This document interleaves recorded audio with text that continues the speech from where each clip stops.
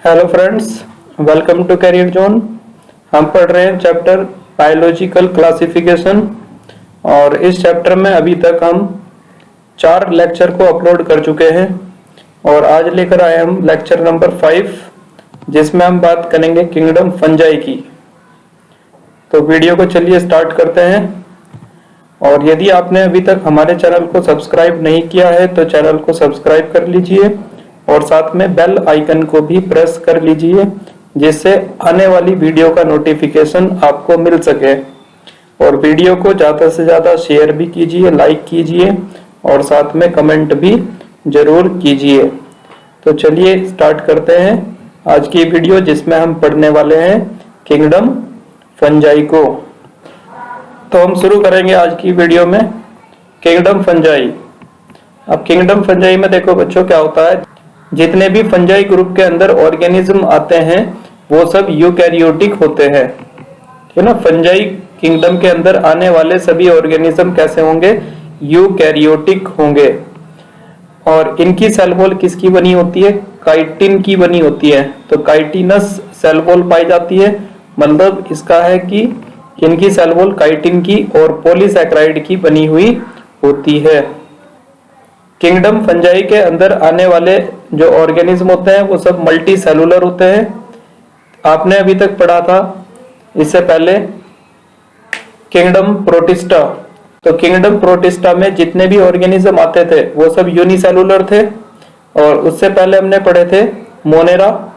Monera के अंदर भी जितने ऑर्गेनिज्म आते हैं वो सब यूनिसेलुलर होते हैं। लेकिन फंजाई ऐसा एक किंगडम है जिसके अंदर ऑर्गेनिज्म मल्टी सेलुलर होते हैं और इनके अंदर आपको लूज टिश्यू देखने को मिलते हैं फर्स्ट टाइम, ठीक है ना। टिश्यू यहाँ पर आ रहा है, वरना अभी तक आपने पढ़ा है कि सेलुलर लेवल ऑफ ऑर्गेनाइजेशन पाया जाता है, चाहे मोनेरा के अंदर हो या प्रोटिस्टा के अंदर हो। तो इनमें लूज टिश्यू आपको देखने को मिलेंगे। जितने भी मेंबर फंजाई के होते हैं वो सब हेट्रोट्रोफिक होते हैं। हेट्रोट्रोफिक का मतलब ये सैप्रोफिटिक होंगे या फिर पैरासाइट होंगे। सैप्रोफिटिक का मतलब समझते हैं आप? सैप्रोफिटिक का मतलब होता है ऐसे ऑर्गेनिज्म डेड मटेरियल पर जो फीड करते हैं उनको हम सैप्रोफाइट्स कहते हैं, ठीक है ना। जैसे कि एक पेड़ पर कोई लीफ लगी हुई है और वो लीफ जब नीचे गिर जाएगी पेड़ पर से तो वो डेड हो गई, ठीक है ना। उसके अंदर अब जितना ऑर्गेनिक मैटर प्रेजेंट है उस ऑर्गेनिक मैटर को ये इनऑर्गेनिक में कन्वर्ट कर देंगे। तो सैप्रोफाइट्स का काम होता है जो ऑर्गेनिक मैटर को इनऑर्गेनिक में कन्वर्ट कर देते हैं, उनको हम सैप्रोफाइट्स कहते हैं। और पैरासाइट होता है जो लिविंग ऑर्गेनिज्म के ऊपर फीड करेंगे, उनको हम पैरासाइट बोलते हैं, ठीक है ना। जो लिविंग ऑर्गेनिज्म से न्यूट्रिशन अपना ले लेते हैं, खुद से वो न्यूट्रिशन नहीं बनाएंगे, वो न्यूट्रिशन लेंगे किसी लिविंग ऑर्गेनिज्म से, तो उनको हम कहते हैं पैरासाइट। तो सभी फंजाई के मेंबर हेट्रोट्रोफिक होते हैं, मतलब सैप्रोफिटिक भी हो सकते हैं और पैरासिटिक भी हो सकते हैं। नेक्स्ट पॉइंट देखो, prefer to grow in warm and humid places.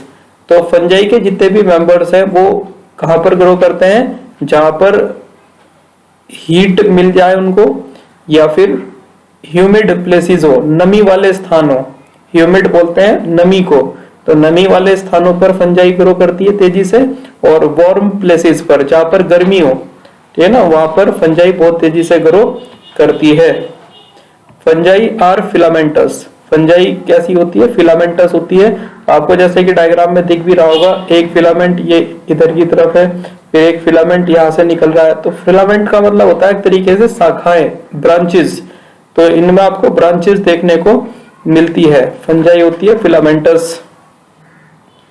Their bodies consist of long cylinder thread like structure called hyphae. तो इनकी बॉडी में आपको लंबा पतला थ्रेड लाइक स्ट्रक्चर दिखाई देता है जिसको हम हाइफी कहते हैं। तो ये देखो हाइफी हो गया यहाँ पे, ये एक शाखा जो निकल रही है, ब्रांच निकल रही है, इसको हम बोलते हैं हाइफी। ये एक हाइफी है, ये एक हाइफी है, ठीक है ना। जितनी भी ब्रांचेस दिखाई दे रही है आपको फंजाई के स्ट्रक्चर में, इनको हम बोलते हैं हाइफी। और हाइफी के नेटवर्क को हम क्या बोलते हैं? माइसीलियम। जब बहुत सारी हाइफी आपस में जुड़ जाती है तो क्या बना लेती है? माइसीलियम। तो आप कह सकते हैं कि हम फंजाई की बॉडी को माइसीलियम कहते हैं। आपको जितनी भी ब्रांचेस दिखाई दे रही है फंजाई के स्ट्रक्चर में, इनको बोलते हैं हाइफी, और हाइफी के नेटवर्क को क्या कहते हैं? माइसीलियम। ठीक है। और मल्टी न्यूक्लिएटेड माइसीलियम को हम क्या बोलते हैं? सिनोसिटिक माइसीलियम कहते हैं। तो सिनोसिटिक का मतलब होता है मल्टी न्यूक्लिएटेड माइसीलियम। आप ये नीचे वाला डायग्राम यहाँ पर देखो, तो एक इसके अंदर ये क्या है? सिनोसिटिक हाइफी है, क्योंकि यहाँ पर आपको मल्टी न्यूक्लिएटेड कंडीशन देखने को मिल रही है। दो न्यूक्लियस के बीच में या सेपरेट करने के लिए कोई सेप्टा यहाँ पर प्रेजेंट नहीं है। ठीक है ना, तो इसको हम क्या बोलेंगे? Multi nucleated condition. जैसे कि आप ऊपर वाले डायग्राम में अगर देखो तो इसमें आपको सेप्टा दिखाई दे रहे हैं। ठीक है ना, जिस सेप्टा के द्वारा इनके न्यूक्लियस अलग अलग हो चुके हैं, तो इसको हम बोलते हैं सेप्टेट हाइफी। लेकिन आप नीचे वाले डायग्राम में देखो सेप्टम एब्सेंट है, सेप्टम है नहीं, तो यहाँ पर सभी न्यूक्लियस एक दूसरे से सेपरेट नहीं होंगे, एक ही साइटोप्लाज्म के अंदर ये सब पड़े हुए हैं। ठीक है, इसको हम कहेंगे सिनोसिटिक हाइफी। तो सिनोसिटिक का मतलब होता है मल्टी न्यूक्लिएटेड माइसीलियम को हम सिनोसिटिक माइसीलियम कहते हैं। ठीक है, नेक्स्ट पॉइंट में देखते हैं सिम्बायोटिक एसोसिएशन एल्गी का फंजाई के साथ क्या कहलाता है? लाइकेन। तो लाइकेन किसको कहते हैं हम? Fungi with algae. ठीक है ना, इस ये एसोसिएशन कहलाता है लाइकेन। तो लाइकेन बना होता है एल्गी और फंजाई से, तो एक दूसरे से दोनों को फायदा होता है। सिम्बायोटिक एसोसिएशन हम उसको कहते हैं जिससे दोनों स्पीसीज को एक दूसरे से फायदा पहुंचता है। वो रिलेशनशिप क्या कहलाता है? सिम्बायोटिक रिलेशनशिप कहलाता है। एल्गी को क्या फायदा हो जाता है? तो जो फंजाई है, फंजाई अर्थ में से न्यूट्रिएंट्स को एब्जॉर्ब करके एल्गी को देती है, तो एल्गी को क्या मिल जाते हैं? न्यूट्रिएंट्स मिल जाते हैं। और एल्गी आपको पता है ऑटोट्रोफिक होती है, तो ये फोटोसिंथेसिस करके फूड को बनाती है, तो उस फूड का कुछ हिस्सा ये फंजाई को भी दे देती है। तो एल्गी से क्या फायदा हो रहा है? फंजाई को फूड मिल रहा है। और फंजाई से क्या फायदा हो रहा है एल्गी को? उसको न्यूट्रिएंट्स मिल जाते हैं। तो इन दोनों का सिम्बायोटिक एसोसिएशन क्या कहलाता है? लाइकेन। नेक्स्ट पॉइंट में देखो fungi also show symbiotic association with higher plants is called mycorrhiza. ठीक है, जब फंजाई हायर प्लांट के साथ सिम्बायोटिक एसोसिएशन में आती है तो उसको हम बोलते हैं रिलेशनशिप को माइकोराइजा। तो फंजाई का यहाँ पर भी वही काम है, प्लांट को ये न्यूट्रिएंट्स एब्जॉर्ब करके देती है, और प्लांट क्या देता है? फंजाई को फूड अवेलेबल करवा देता है। तो याद रखेंगे एल्गी का एसोसिएशन फंजाई के साथ क्या कहलाएगा? लाइकेन। और फंजाई का एसोसिएशन हायर प्लांट्स के साथ क्या कहलाएगा? माइकोराइजा। ठीक है,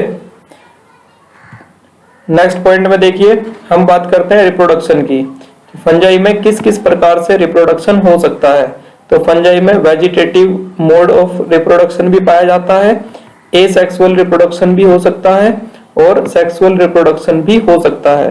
तो यहां से आपको याद रखना है कि वेजिटेटिव रिप्रोडक्शन किस किस तरीके से होगा, एसेक्सुअल किस किस के द्वारा होता है, और सेक्सुअल रिप्रोडक्शन किस किस के द्वारा होगा। वेजिटेटिव होता है बाय फ्रेगमेंटेशन, बाय फिजन और बाय बडिंग। ठीक है, फ्रेगमेंटेशन का मतलब होता है कि जो फंजाई है उसकी बॉडी बहुत सारे फ्रेगमेंट्स में टूट जाएगी, और वो जब फ्रेगमेंट्स जर्मिनेट हो जाएंगे तो उनसे एक नई फंजाई की बॉडी बन जाएगी, तो उसको हम बोलते हैं फ्रेगमेंटेशन। आप जैसे कि समझ सकते हो, जैसे कि यहाँ पर फंजाई की जो हाइफी है वो बहुत सारे टुकड़ों में टूट चुकी है, ठीक है ना, तो ये फ्रेगमेंट्स बन चुके हैं इस तरीके से। तो ये जब सारे फ्रेगमेंट्स जर्मिनेट हो जाएंगे तो ये बहुत सारी फंजाई को प्रोड्यूस करेंगे। ठीक है, फिजन का मतलब क्या होता है? फिजन का मतलब होता है एक सेल से दो सेल का फिर बन जाना। जैसे कि आप यहाँ पर देखो, एक ये फंजाई की बॉडी है और इसका न्यूक्लियस इस तरीके से डिवाइड किया, आधा न्यूक्लियस चला गया एक सेल में, आधा न्यूक्लियस चला गया दूसरी सेल में, और फिर ये सेल्स यहाँ पर अलग अलग होकर दो सेल बन चुकी है, तो इसको हम बोलते हैं फिजन। और बडिंग आप देख सकते हो, ये बडिंग हो रही है यीस्ट में, इसका एग्जांपल यीस्ट याद रखना है आपको, बहुत ज्यादा इंपॉर्टेंट है। तो इस तरीके से बड की फॉर्मेशन होती चली जाती है, देखते ही देखते पूरी बड बन जाती है, और फिर ये इससे अलग होकर एक नया यीस्ट बन जाता है, एक नई फंजाई बन जाती है। तो बडिंग। तो आपको 3 एग्जांपल याद रखने हैं। वेजिटेटिव किस किस तरीके से होगा, बाय फ्रेगमेंटेशन होगा, बाय फिजन होगा और बाय बडिंग होगा। नेक्स्ट देखते हैं एसेक्सुअल रिप्रोडक्शन किस किस तरीके से होता है। तो एसेक्सुअल रिप्रोडक्शन होगा स्पोर्स के द्वारा, और स्पोर कौन कौन से हैं, जैसे कि कोनिडिया के द्वारा या स्पोरेंजियो स्पोर्स के द्वारा या फिर जू स्पोर्स के द्वारा एसेक्सुअल रिप्रोडक्शन होगा। और सेक्सुअल रिप्रोडक्शन होता है आपका ओ स्पोर्स या फिर एस्कोस्पोर्स या फिर बेसिडियो स्पोर्स के द्वारा, ठीक है ना, इनके द्वारा होता है सेक्सुअल रिप्रोडक्शन। तो ये चीज हम अभी क्लासेस पढ़ेंगे जब हम फंजाई की फाइकोमाइसिटीज, एस्कोमाइसिटीज, बेसिडियोमाइसिटीज, तो इनमें हम चेक करेंगे कि किस किस तरीके से रिप्रोडक्शन फंजाई के अंदर होता है। फ्रूटिंग बॉडी क्या होती है, तो फ्रूटिंग बॉडी ऐसा स्ट्रक्चर होता है फंजाई के अंदर जिसमें स्पोर्स प्रोड्यूस होते हैं। जैसे आप इस वाले डायग्राम में देखना, तो ये आपको दिखाई दे रहा है, या इतनी स्ट्रक्चर जो दिखाई दे रहा है आपको इस फंजाई का, ये कहलाती है फ्रूटिंग बॉडी। और इस फ्रूटिंग बॉडी में यहाँ पर क्या प्रोड्यूस होते हैं, स्पोर्स प्रोड्यूस होते हैं, ठीक है ना, इस रीजन में। तो स्पोर प्रोड्यूसिंग स्ट्रक्चर्स यहाँ पर दिखाया गया है। और ये आपको हाइफी दिखाई दे रहे हैं, है ना, इसको काट कर दिखाया गया है एक साइड से। तो इसमें बहुत सारी आपको हाइफी दिखाई दे रही है, और नेटवर्क ऑफ हाइफी क्या कहलाता है, माइसीलियम कहलाता है। तो फ्रूटिंग बॉडी हम किसको कहते हैं, ऐसा स्ट्रक्चर जिसके अंदर स्पोर प्रोड्यूस हो रहे हैं उसको हम बोलते हैं फ्रूटिंग बॉडी, ठीक है। जो फंजाई है उसके अंदर जो सेक्सुअल साइकिल है वो बच्चों 3 स्टेप में होती है। सेक्सुअल रिप्रोडक्शन के दौरान जो स्पोर की फॉर्मेशन होती है वो 3 स्टेप में होती है। बहुत ध्यान से देखना, इंपॉर्टेंट है ये। पहला है प्लाज्मोगैमी, दूसरा स्टेप है कैरियोगैमी और तीसरा स्टेप है जाइगोटिक मियोसिस। तो प्लाज्मोगैमी क्या होता है, आगे अभी यहाँ पर इनके मतलब बता रहा हूं मैं आपको कि प्लाज्मोगैमी किसको कहते हैं, कैरियोगैमी किसको कहते हैं, और फिर आगे ये टर्म डायरेक्ट यूज होगी। तो जब ये टर्म्स आगे आएगी तो तब आपको इनका मतलब पता होना चाहिए, तो तभी आपको फिर आगे टॉपिक समझ में आएगा। तो प्लाज्मोगैमी का मतलब होता है fusion of protoplasm of gamete. Gamete के प्रोटोप्लाज्म का फ्यूजन क्या कहलाता है, प्लाज्मोगैमी। जब 2 सेल के, ठीक है ना, प्रोटोप्लाज्म आपस में मिक्स हो जाएंगे लेकिन उनके न्यूक्लियस अभी फ्यूज नहीं होंगे, ठीक है ना, केवल प्रोटोप्लाज्म मिक्स होगा, या कहीं पर साइटोप्लाज्म भी लिखा हुआ मिल सकता है आपको। तो जब 2 सेल के साइटोप्लाज्म मिक्स हो जाते हैं तो उसको हम कहते हैं प्लाज्मोगैमी। नेक्स्ट इसके बाद होती है कैरियोगैमी। तो कैरियोगैमी का मतलब होता है fusion of nucleus of gametes. जो गैमेट्स हैं उनके न्यूक्लियस का फ्यूजन कहलाता है कैरियोगैमी। तो पहले होगी प्लाज्मोगैमी जिसमें साइटोप्लाज्म फ्यूज कर जाएगा, उसके बाद होगी कैरियोगैमी जिसमें न्यूक्लियस फ्यूज होंगे, ठीक है। फिर उसके बाद जब न्यूक्लियस फ्यूज हो जाएंगे तो जाइगोट बन जाएगा। जाइगोट क्या होता है, 2n डिप्लॉइड स्ट्रक्चर होता है जाइगोट। तो उसमें मियोसिस हो जाएगी और मियोसिस होने से हैप्लॉइड स्पोर की फॉर्मेशन हो जाएगी, ठीक है। नेक्स्ट पॉइंट में देखो, on the basis of morphology of mycelium. Mycelium की मॉर्फोलॉजी के बेस पर mode of spore formation, spore formation के निर्माण के आधार पर और फ्रूटिंग बॉडीज के आधार पर फंजाई को 4 क्लासेस के अंदर हमने क्लासिफाई किया है। तो फंजाई की ये 4 क्लास है, फाइकोमाइसिटीज, एस्कोमाइसिटीज, बेसिडियोमाइसिटीज और ड्यूटेरोमाइसिटीज, ठीक है ना। इन 4 क्लासेस के अंदर हमने फंजाई को डिवाइड करा है, किसके बेसिस पर, मॉर्फोलॉजी ऑफ माइसीलियम के बेस पर, मोड ऑफ स्पोर फॉर्मेशन के बेस पर और फ्रूटिंग बॉडीज के बेसिस पर। तो चलिए इनको एक एक करके हम पढ़ते हैं। तो फंजाई की पहली क्लास है फाइकोमाइसिटीज, ठीक है ना। तो फाइकोमाइसिटीज के अंदर जो माइसीलियम होता है, अब माइसीलियम का मतलब पता है ना आपको, नेटवर्क ऑफ हाइफी को हम कहते हैं माइसीलियम। तो माइसीलियम इनका ए सेप्टेट होता है एंड सिनोसिटिक होता है। ए सेप्टेट का मतलब कि इनमें सेप्टम नहीं पाए जाते। आप देखो जो 2 न्यूक्लियस को सेपरेट करने के लिए कोई यहाँ पर सेप्टेट प्रेजेंट नहीं है, सेप्टा प्रेजेंट नहीं है ना। तो एक ही पूरे एक ही साइटोप्लाज्म के अंदर ये न्यूक्लियस, ठीक है ना, यहाँ पर प्रोटोप्लाज्म के अंदर ये न्यूक्लियस पड़े हुए हैं। तो एसेप्टेट माइसीलियम होता है एंड सिनोसिटिक होता है। सिनोसिटिक का मतलब मल्टी न्यूक्लिएट कंडीशन, बहुत सारे न्यूक्लियस आपको दिखाई दे रहे हैं ना, देखो आप इस स्ट्रक्चर में, तो ये कौन सी कंडीशन हो गई आपकी, सिनोसिटिक कंडीशन हो गई। एसेक्सुअल रिप्रोडक्शन फाइकोमाइसिटीज के अंदर कैसे होता है, जू स्पोर, जो कि क्या होता है, मोटाइल स्पोर्स होते हैं, और ए प्लेनोस्पोर के द्वारा होता है, ये नॉन मोटाइल गैमेट होते हैं, ठीक है ना। मोटाइल कौन है, जू स्पोर, और नॉन मोटाइल कौन है, ए प्लेनोस्पोर। तो इनके द्वारा एसेक्सुअल रिप्रोडक्शन होता है, और ये स्पोर एंडोजीनसली प्रोड्यूस होते हैं। एंडो का मतलब होता है अंदर, तो अगर किसी स्ट्रक्चर के अंदर स्पोर की फॉर्मेशन हो रही हो तो उसको बोलते हैं एंडोजीनसली। और यदि स्पोर्स डायरेक्टली बाहरी लग रहे हुए हैं, ठीक है ना, बाहरी लग रहे हैं, तो उसको हम क्या बोलते हैं, एक्सोजीनसली कहते हैं। तो दैट इज इनसाइड स्पोरेंजियम। तो स्पोरेंजियम के अंदर स्पोर की फॉर्मेशन हो रही है, तो उसको हम कहेंगे एंडोजीनसली। सेक्सुअल रिप्रोडक्शन कैसे होता है इनके अंदर, तो सेक्सुअल रिप्रोडक्शन होता है आइसोगैमस, एन आइसोगैमस या फिर ऊगैमस प्रकार से। आइसोगैमस किसको कहते हैं, आइसोगैमस का मतलब होता है, आइसो का मतलब सेम, और गैमस वर्ड आ रहा है गैमीट से।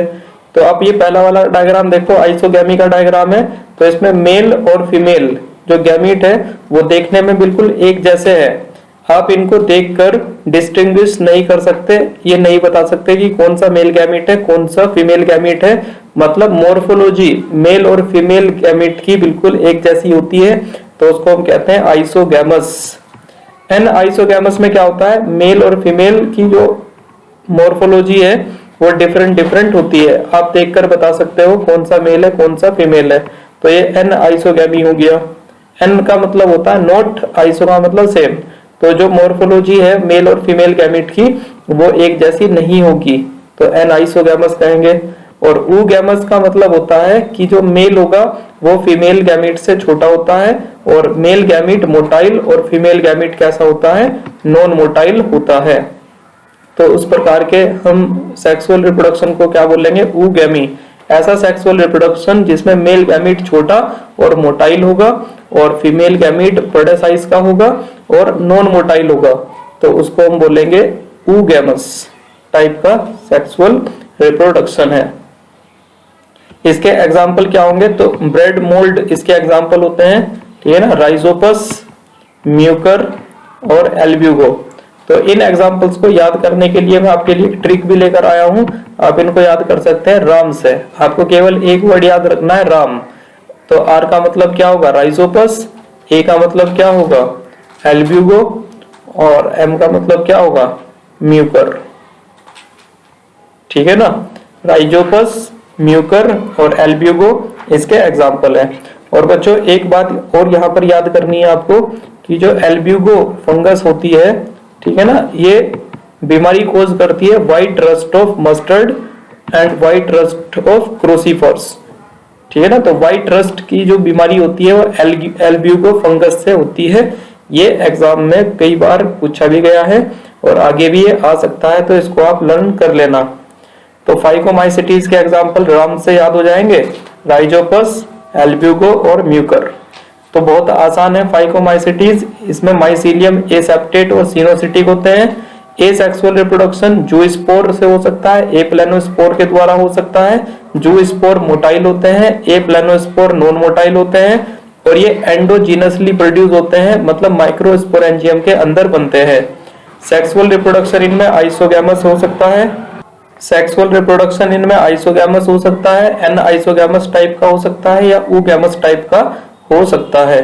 तो बस जिस तरीके से मैं बोल रहा हूं इसी तरीके से आपको ये याद करने हैं सभी पॉइंट्स फाइकोमाइसिटीज से, और इसी से कुछ क्वेश्चन आपसे पूछा जाएगा एग्जाम में। अब हम बात करते हैं दूसरी क्लास फंजाई की, जिसका नाम है एस्कोमाइसिटीज। एस्कोमाइसिटीज को सेक फंजाई भी कहते हैं, ठीक है ना, ये याद रख लेंगे। सेक फंजाई किसको कहते हैं, एस्कोमाइसिटीज को। और ये फंजाई की लार्जेस्ट क्लास है, ये भी याद रखोगे आप। लार्जेस्ट क्लास कौन सी है फंजाई की, एस्कोमाइसिटीज, और इनको हम सेक फंजाई कहते हैं। They are mostly multicellular. इसके अंदर आने वाले जो ज्यादातर मेंबर्स हैं वो कैसे होते हैं, मल्टी सेलुलर होते हैं। लेकिन ये इंपॉर्टेंट बात याद रखनी है आपको कि जो यीस्ट है, यीस्ट का साइंटिफिक नेम होता है सैकेरोमाइसीस, ये यूनिसेलुलर होता है।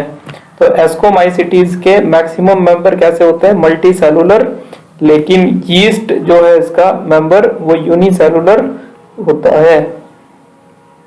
ये सैप्रोफिटिक हो सकते हैं, मतलब ये डेड मैटर के ऊपर फीड करेंगे। ये डिकम्पोजर्स होंगे, जो डिकम्पोजर्स होते हैं वो ऑर्गेनिक मटेरियल को इनऑर्गेनिक में बदलते हैं। ये पैरासिटिक भी हो सकते हैं, ठीक है ना, लिविंग ऑर्गेनिज्म के ऊपर ये सरवाइव करेंगे, होस्ट ऑर्गेनिज्म के ऊपर। और कोप्रोफिलस, कोप्रोफिलस का मतलब होता है जो डंक में ग्रो करे, गोबर के अंदर जो ग्रो करते हैं उनको हम बोलते हैं कोप्रोफिलस। तो ये सैप्रोफिटिक भी है, डिकम्पोजर्स भी हो सकते हैं, पैरासिटिक भी हो सकते हैं और कोप्रोफिलस भी हो सकते हैं। नेक्स्ट पॉइंट देखो, इनका जो माइसीलियम है वो ब्रांच और सेप्टेट होता है। तो आप ये बात याद रखना, माइसीलियम जो है तुम्हारा एसेप्टेट और सिनोसिटिक किसमें होता है, फाइकोमाइसिटीज में। इसके अलावा जितने भी फंजाई के मेंबर हैं वो सब सेप्टेट होते हैं। और जो भी हमने पढ़ा इससे पहले फाइकोमाइसिटीज, ये देखो यहाँ पर, ये फाइकोमाइसिटीज एसेप्टेट होता है, ठीक है ना, एसेप्टेट। लेकिन बाकी के जितने भी क्लास है फंजाई के उन सब में आपको सेप्टेट माइसीलियम देखने को मिलता है, मतलब बीच में आपको सेप्टा प्रेजेंट दिखाई देगा। जैसे कि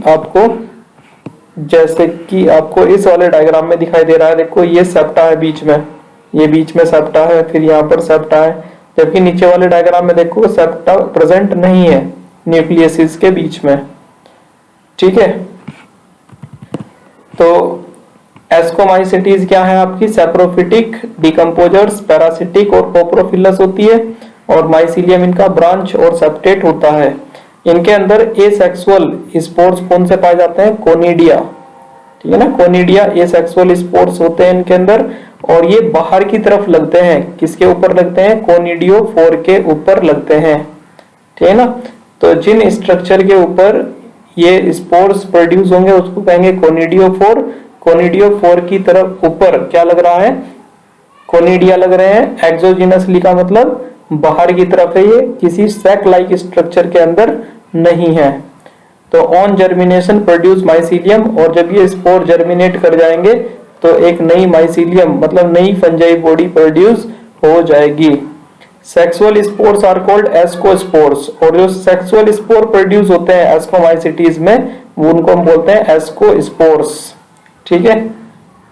और जो सेक्सुअल स्पोर है ये एंडोजीनसली प्रोड्यूस होते हैं। कहां पर प्रोड्यूस होते हैं, एस्कस या एसआई नाम का एक स्ट्रक्चर पाया जाता है इनके अंदर, ठीक है ना, एस्कोमाइसिटीज में। तो एसआई या एस्कस में एंडोजीनसली सेक्सुअल स्पोर प्रोड्यूस होते हैं। और एस्कोमाइसिटीज के अंदर हम फ्रूटिंग बॉडी को क्या बोलते हैं, एस्कोकार्प। और एस्कोकार्प में कौन अरेंज होता है, एसआई अरेंज होता है, या एस्कस जिसको हम कहते हैं, ठीक है। तो आप इस तरीके से देख सकते हो कि एस्कोकार्प, ये एक एस्कोकार्प है, ठीक है, इसके अंदर एसआई अरेंज होंगे। ये एक एसआई हो गया, ये दूसरा एक एसआई हो गया, एस्कस। और इनके अंदर क्या प्रोड्यूस हो रहे होंगे, इनके अंदर प्रोड्यूस हो रहे हैं एस्कोस्पोर्स, ठीक है ना। तो सबसे बाहर की जो बॉडी है उसको फ्रूटिंग बॉडी उसको बोलते हैं एस्कोकार्प। एस्कोकार्प के अंदर अरेंज होते हैं एसआई या एस्कस, और एस्कस के अंदर प्रोड्यूस होते हैं एस्कोस्पोर्स। एस्कोमाइसिटीज के अंदर डाइकैरियोटिक फेज हमको मिलती है। डाइकैरियोटिक का मतलब होता है दो न्यूक्लियस का एक साइटोप्लाज्म में पड़े रहना, और वो न्यूक्लियस आपस में फ्यूज नहीं करें जब तक, तो उसको डाइकैरियोटिक फेज हम कहते हैं। मतलब मैंने बताया था अभी आपको सेक्सुअल स्टेजेस, 3 स्टेज होती है सेक्सुअल रिप्रोडक्शन में। पहली स्टेज क्या थी, प्लाज्मोगैमी, दूसरी कैरियोगैमी, और तीसरा जाइगोटिक मियोसिस। तो पहली जब स्टेप हो जाएगी प्लाज्मोगैमी हो जाएगा, मतलब साइटोप्लाज्म का फ्यूजन हो जाएगा, लेकिन जो न्यूक्लियस है वो न्यूक्लियस आपस में फ्यूज ना हो, तो उस स्टेज को हम क्या कहते हैं, फेज को डाइकैरियोटिक फेज कहते हैं। तो डाइकैरियोटिक फेज का मतलब आप ये समझे कि जो 2 गैमेटिक सेल थी उनके साइटोप्लाज्म तो फ्यूज हो चुके हैं, लेकिन उनके न्यूक्लियस अभी तक फ्यूज नहीं है, वो न्यूक्लियस अभी फ्रीली प्रेजेंट है, ठीक है ना, साइटोप्लाज्म के अंदर। तो डाइकैरियोटिक फेज इनमें प्रेजेंट होती है। तो आफ्टर प्लाज्मोगैमी, जब प्लाज्मोगैमी हो गई, ठीक है ना, गैमीट्स की, मतलब साइटोप्लाज्म जो है वो फ्यूज हो चुका है, तो डाइकैरियोटिक माइसीलियम इज फॉर्म। तो क्या बन चुका है? Dikaryotic mycelium. लेकिन आप ये याद रखो, अभी न्यूक्लियस फ्यूज नहीं करे हैं। तो न्यूक्लियस कब फ्यूज करेंगे? कुछ टाइम के बाद, आफ्टर सम टाइम कैरियोगैमी अकर। कैरियोगैमी क्या था? कैरियोगैमी का मतलब होता है फ्यूजन ऑफ न्यूक्लियाई, न्यूक्लियस का फ्यूजन, तो वो कुछ समय बाद होता है, ठीक है ना, डाइकैरियोटिक माइसीलियम में। तो पहले प्लाज्मोगैमी हो जाती है, डाइकैरियोटिक माइसीलियम बन जाता है, और कुछ टाइम के बाद कैरियोगैमी होती है डाइकैरियोटिक माइसीलियम में, और फिर क्या बनेगा? जाइगोट बन जाएगा, और उस जाइगोट में क्या होगा? जाइगोटिक मियोसिस होगी और हैप्लॉइड स्पोर प्रोड्यूस हो जाएंगे। तो इस तरीके से सेक्सुअल रिप्रोडक्शन का प्रोसेस इसमें चलता है। अगर आप एस्कोमाइसिटीज के एग्जांपल्स देखें तो न्यूरोस्पोरा इसका एक एग्जांपल है, और न्यूरोस्पोरा का यूज जेनेटिक्स में और बायोकेमिस्ट्री में बहुत ज्यादा किया जाता है। ये बात याद रखना है आपको, जेनेटिक स्टडीज करने के लिए न्यूरोस्पोरा फंगस का यूज बहुत ज्यादा किया जाता है। दूसरा एग्जांपल है पेनिसिलियम, ये एंटीबायोटिक बनाई जाती है पेनिसिलियम से। जो फर्स्ट एंटीबायोटिक बनी है पेनिसिलिन, वो पेनिसिलियम नामक फंजाई से बनी है। तीसरा है क्लेविसेप, क्लेविसेप को हम क्या बोलते हैं? अर्गोट फंगस भी कहा जाता है इसको। फोर्थ एग्जांपल है एस्परजिलस, फिफ्थ एग्जांपल है यीस्ट, और फिफ्थ एग्जांपल है तुम्हारा मोरल्स और ट्रफल्स। तो यीस्ट के लिए क्या इंपॉर्टेंट बात है? यूज इसका किया जाता है ब्रेड बनाने में भी और बियर इंडस्ट्री में भी, मतलब जो वाइन वगैरह होती है, ठीक है ना, बेवरेजेस बनाने में भी यीस्ट का यूज होता है और ब्रेड को बनाने में भी होता है। तो जब हम यीस्ट का यूज करते हैं ब्रेड को बनाने में, तो उसको क्या बोलते हैं? बेकर्स यीस्ट कहते हैं। जब हम यीस्ट का यूज ब्रेड बनाने में करते हैं तो उसको हम बोलते हैं बेकर्स यीस्ट। और जब हम बियर इंडस्ट्री के अंदर यीस्ट का यूज करते हैं तो इसको बोलते हैं ब्रेवर्स यीस्ट।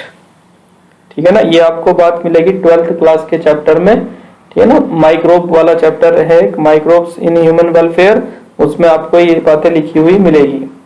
और मोरल्स और ट्रफल्स जो है बच्चों, वो एडिबल फंगस होते हैं, ठीक है ना, इनका खाने में यूज किया जाता है, मोरल्स एंड ट्रफल्स। तो ये आप सब एग्जाम्पल याद कर लेंगे।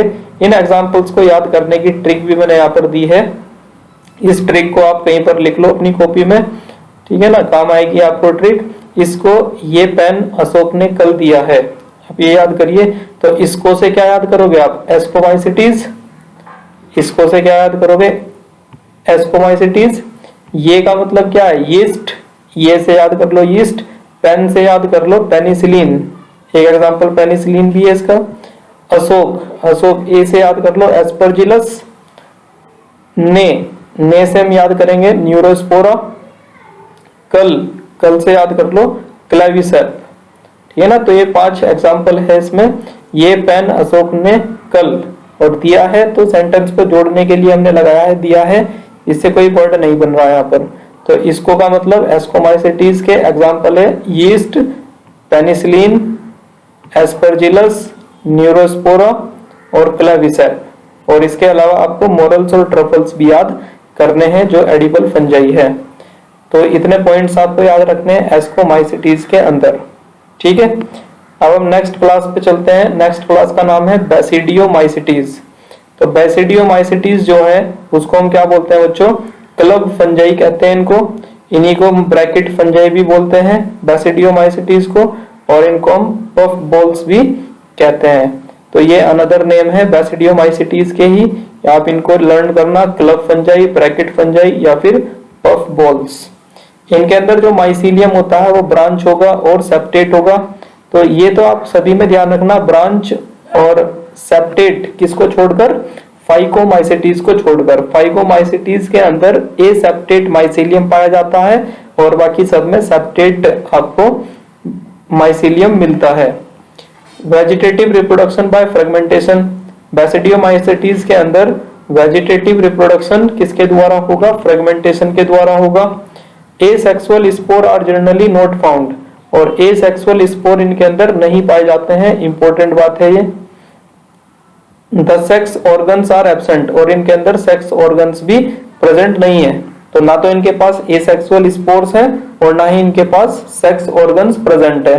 तो इनके अंदर रिप्रोडक्शन कैसे होता है, तो इनके अंदर देखो प्लाज्मोगैमी जो होती है ना, फ्यूजन ऑफ साइटोप्लाज्म, वो किस किस के बीच में होता है, टू वेजिटेटिव और सोमेटिक सेल्स के बीच में होता है। जो नॉन गैमेटिक सेल्स होती हैं उनको हम कहते हैं सोमेटिक सेल्स। तो दो वेजिटेटिव सेल या सोमेटिक सेल के बीच में प्लाज्मोगैमी होगी, फ्यूजन ऑफ साइटोप्लाज्म होगा, ठीक है ना, ऑफ डिफरेंट स्ट्रेन या जीनोटाइप, अलग अलग, मतलब दो डिफरेंट सेल्स ले लो आप, दो अलग अलग जीनोटाइप की, और उनके साइटोप्लाज्म को आपस में फ्यूज करा दो तो वो होगी प्लाज्मोगैमी। और प्लाज्मोगैमी होते ही क्या बन जाता है, डाइकैरियोटिक माइसीलियम बन जाता है। तो डाइकैरियोटिक माइसीलियम का मतलब यह है कि अभी तक न्यूक्लियस फ्यूज नहीं हुए हैं। तो डाइकैरियोटिक माइसीलियम ही क्या बना देता है, बेसिडियम बना देगा। और बेसिडियम के अंदर अब होगी कैरियोगैमी, और कैरियोगैमी के बाद क्या होगा, मियोसिस टेक्स प्लेस। कैरियोगैमी होने के बाद जाइगोट बन जाएगा और जाइगोट के अंदर क्या होगी, मियोसिस हो जाएगी। तो basidium is arrange in basidiocarp. तो बेसिडियोकार्प के अंदर बेसिडियम प्रेजेंट होगा, ठीक है ना। तो बेसिडियोकार्प को हम बोलेंगे फ्रूटिंग बॉडी। तो फ्रूटिंग बॉडी के अंदर होता है बेसिडियम, और बेसिडियम में आपको क्या देखने को मिलेंगे, बेसिडियोस्पोर्स। और बेसिडियम प्रोड्यूस एक्सोजीनस बेसिडियोस्पोर्स, ठीक है ना। तो बेसिडियोस्पोर्स जो है वो एक्सोजीनसली प्रोड्यूस होते हैं, मतलब ये अंदर प्रोड्यूस नहीं होंगे, बाहर की तरफ लगेंगे बेसिडियोस्पोर्स। और बेसिडियोस्पोर्स चूंकि कैसे बने हैं, ये मियोसिस के दौरान बने हैं, जाइगोट में मियोसिस से, इसलिए बेसिडियोस्पोर्स कैसे होंगे, आपके हैप्लॉइड होंगे। इसके क्या एग्जांपल होंगे, एग्जांपल अगर याद करना, ट्रिक मैंने यहाँ पर आपको बताइए। अगर उसने पूछा, अगर से क्या याद करोगे, अगेरिकस, और अगेरिकस को मशरूम भी कहा जाता है, ठीक है ना, मशरूम का साइंटिफिक नेम होता है अगेरिकस। उसने से याद कर लेंगे आप ओस्ट्रीलेगो। और बच्चों ओस्ट्रीलेगो फंगस जो होती है उससे स्मट नाम की बीमारी होती है, ये बहुत ही ज्यादा इंपॉर्टेंट है, क्वेश्चन पूछा जाता है। तीसरे ट्रिक है यहाँ पर, ये तीसरा वर्ड पूछा से याद कर लेना पक्सीनिया, और पक्सीनिया से आपको रस्ट ये बीमारी होती है, ठीक है ना, पक्सीनिया से। तो तीन एग्जांपल है इसके, अगेरिकस, ओस्ट्रीलेगो और पक्सीनिया। अगर उसने पूछा, ये इसके एग्जांपल की याद करने के लिए ट्रिक है। तो बेसिडियोमाइसिटीज का में क्या याद रखने पॉइंट्स, एक बार जल्दी से हम रिवाइज कर लेते हैं। इसको क्लब फंजाई भी कहते हैं, ब्रैकेट फंजाई कह दो या फिर पफ बॉल कह दो। इसके अंदर जो माइसीलियम होता है वो ब्रांच होता है और सेप्टेट होता है। वेजिटेटिव रिप्रोडक्शन कैसे होगा, फ्रेगमेंटेशन के द्वारा। एसेक्सुअल स्पोर्स इसके अंदर नहीं पाए जाते हैं, सेक्सुअल ऑर्गन्स एब्सेंट होते हैं। प्लाज्मोगैमी किस किस के बीच में होती है, दो वेजिटेटिव या सोमेटिक सेल के बीच में होगी, जो कि दो सेल डिफरेंट सेल वो अलग अलग जीनोटाइप की होगी। और डाइकैरियोटिक माइसीलियम बन जाएगा, ठीक है ना, जो उससे क्या बनेगा, बेसिडियम, बेसिडियम में होगी कैरियोगैमी, और फिर कैरियोगैमी होने के बाद क्या होगी, जाइगोटिक मियोसिस होगी। बेसिडियम अरेंज होते हैं किसमें, बेसिडियोकार्प में। बेसिडियोकार्प को कहते हैं हम फ्रूटिंग बॉडी। और बेसिडियम पर क्या प्रोड्यूस करेगा, बेसिडियम एक्सोजीनसली बेसिडियोस्पोर्स प्रोड्यूस करेंगे, और ये बेसिडियोस्पोर्स कैसे होंगे, हैप्लॉइड। अगेरिकस, ओस्ट्रीलेगो और पक्सीनिया इसका एग्जांपल है, ठीक है ना। ये ही इंपॉर्टेंट पॉइंट्स हैं, ठीक है ना, इन्हीं में से क्वेश्चन 100% आना है आपका। तो इन सारे पॉइंट्स को आप कॉपी में लिख लो, ठीक है ना, और इनको बार बार रिवाइज करो, तो आपके ये अच्छी तरीके से तैयार हो जाएंगे और एग्जाम में जाके आपका क्वेश्चन नहीं छूटेगा, ठीक है। नेक्स्ट हम लास्ट क्लास पढ़ते हैं फंजाई की, ड्यूटेरोमाइसिटीज। तो ड्यूटेरोमाइसिटीज लास्ट क्लास है, ठीक है ना। इनको बच्चों इम्परफेक्ट फंजाई भी कहते हैं, ड्यूटेरोमाइसिटीज को हम इम्परफेक्ट फंजाई भी कहते हैं। और इम्परफेक्ट जो टर्म लिया गया है, किस रिस्पेक्ट में हम इम्परफेक्ट फंजाई बोल रहे हैं, क्योंकि इनके अंदर सेक्सुअल रिप्रोडक्शन एब्सेंट होता है या फिर ज्ञात नहीं है इनके अंदर सेक्सुअल रिप्रोडक्शन। और बच्चों ड्यूटेरोमाइसिटीज के जिस ऑर्गेनिज्म में, ठीक है ना, जिस ऑर्गेनिज्म में सेक्सुअल रिप्रोडक्शन पाया जाता है, प्रेजेंट मिलता है हमको, उस मेंबर को हम ड्यूटेरोमाइसिटीज से निकालकर फिर दूसरी क्लास में रख देते हैं। तो ड्यूटेरोमाइसिटीज के अंदर वो सब मेंबर्स रखे गए हैं जिनके अंदर सेक्सुअल रिप्रोडक्शन नहीं पाया जाता है। ठीक, दूसरा पॉइंट देखो, इनके अंदर जो माइसीलियम होगा वो सेप्टेट है और ब्रांच्ड है। तो सबका माइसीलियम सेप्टेट है, किसको छोड़कर? फाइकोमाइसिटीज को छोड़कर। They produce asexually by conidia, इनके अंदर एसेक्सुअल रिप्रोडक्शन किसके द्वारा होगा? कोनिडिया के द्वारा होगा। मेंबर्स आर सेप्रोफाइट्स और पैरासाइट, तो सेप्रोफाइट हो सकते हैं इसके मेंबर या पैरासाइट होंगे। सेप्रोफाइट का मतलब कि डेड ऑर्गेनिक मैटर के ऊपर ये फीड करेंगे, और पैरासाइट का मतलब लिविंग होस्ट के ऊपर ये फीड करते हैं। या तो large number of them are decomposers of litter, और जो ज्यादातर मेंबर्स होते हैं ड्यूटेरोमाइसिटीज के, तो जितना कचरा होता है ना, लिटर बोलते हैं कचरे को, फैला हुआ कचरा, तो वहां पर डिकम्पोजर्स का काम ये करते हैं। डिकम्पोजर्स हम उन ऑर्गेनिज्म को बोलते हैं जो ऑर्गेनिक मैटर को इनऑर्गेनिक मैटर में कन्वर्ट करते हैं। तो जब ये ऑर्गेनिक को इनऑर्गेनिक में कन्वर्ट कर देंगे तो इसका मतलब हम कह सकते हैं कि मिनरल रिसाइकलिंग में हेल्प करते हैं। इसके एग्जाम्पल क्या है बच्चों? अल्टरनेरिया, कोलिटोट्राइकम एंड ट्राइकोडर्मा, ये 3 एग्जाम्पल आपको याद करने हैं क्लास ड्यूटेरोमाइसिटीज के। और इसकी ट्रिक मैं आपके लिए लेकर आया हूं कैट, आप इनको कैट से याद कर सकते हैं। तो सी से क्या याद करोगे आप? कोलिटोट्राइकम, ए से हो गया अल्टरनेरिया, और टी से हो गया ट्राइकोडर्मा। ठीक, तो हमने चारों की ट्रिक देख ली है यहाँ पर एक एक करके। तो यहाँ पर आपका फंजाई खत्म हो जाता है, ठीक है ना। एनसीईआरटी के अकॉर्डिंग, एनसीईआरटी में यही सब पॉइंट्स है जो आपको याद करने हैं, ठीक है ना। तो एनसीईआरटी के अंदर बच्चों पैराग्राफ में दिया गया है, तो मैंने इन पैराग्राफ को यहाँ पर पॉइंट्स में कन्वर्ट कर दिया है।